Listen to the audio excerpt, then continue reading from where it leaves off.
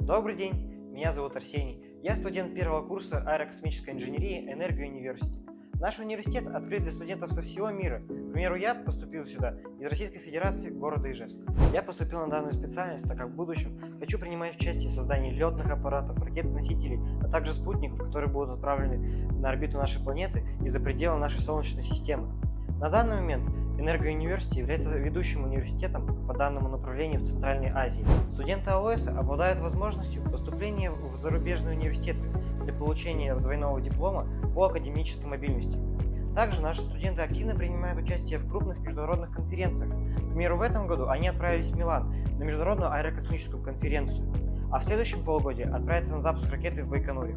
Если вы также горите желанием создавать инновации в аэрокосмической инженерии и ищете место, где их можно реализовать, двери нашего университета всегда открыты для вас. Все подробности в описании.